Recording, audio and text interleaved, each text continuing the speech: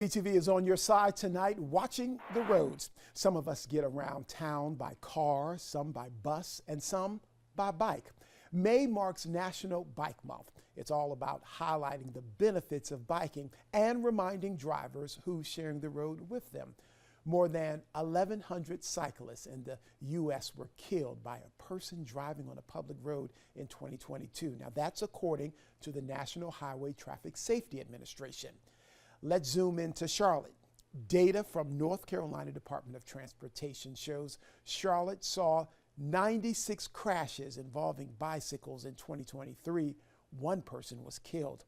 Just earlier this month, Charlotte-Mecklenburg police responded to a deadly crash involving a bicyclist on Park Road in South Charlotte. This video shows the moment that cyclist was hit. Now, there are organizations and people out there advocating for cyclists and bike safety in our city. Terry Lansdale from Bike Walk NC is one of them. How safe do you think that Charlotte is when it comes to being a biker-friendly place? Well, it could always be better. Right? We need to continue to invest in safe spaces for all transportation users. We need to have lots more engineering and investment in transportation options to allow people the freedom to safely choose whatever transportation mode they want. We need to have support from the state, we need to have the support from the federal government, and we need to have support here locally. Is that happening? Certainly at the local level, we're seeing great improvement. We're seeing some great improvement at the federal level.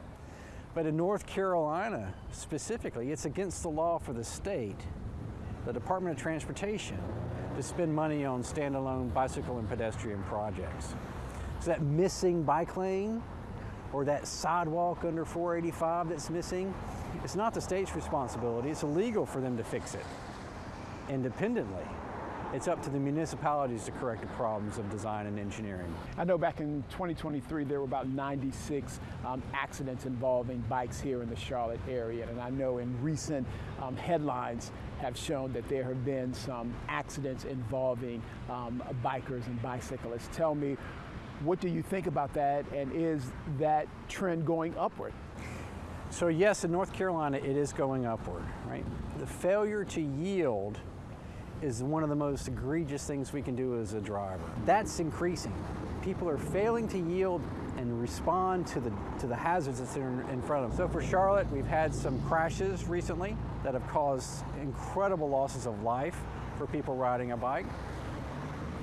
But it really comes from being struck from behind, not paying attention to what's going on around you. Do you think that drivers behind the wheel and bicyclists, do you think that everybody can get along?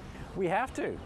We have to. North Carolina is not indicative of what's happening in the rest of the state. We have great cycling increases, walking and active mobility increasing all over the United States. New York, Oregon, Washington, even in places in Texas, we're seeing vast investments and participation in active transportation as a freedom of choice for transportation. So what's holding us back? Well, I think it has to deal with money. Right? It has to deal also with intentional design. I think that's where our biggest holdback here in Charlotte and in North Carolina is. We need to make active transportation a part of our transportation solution, and we need to make land use choices that allow for the integration of all types of transportation modes. When we build new 17-story buildings where there was nothing but a park before, where thousands of people are going to be living, working, and playing in the next few months. So what is your organization doing to make things better? Well, we work at the state level. We work at the policy level, so we pay attention to the laws that are being made. There are a lot of opportunities right now for people to get involved for active transportation, to support bills that are in play. The budget at the North Carolina General Assembly is in play right now.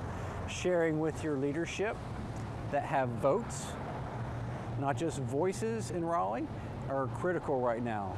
Tell them who you are, why this is important, and what you can do to solve it is a great time to talk to our legislators right now.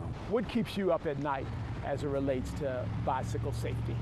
You know, the loss of life for failure to yield is what keeps me awake at night. That's why I try to make our roads safer at every level, from teaching kids how to ride to teaching adults how to ride, teaching kids how to drive, teaching adults how to drive. That's what Bike Walk North Carolina does. That's how we're trying to make a difference in the future for everyone here in North Carolina. Safety is very important. Turning to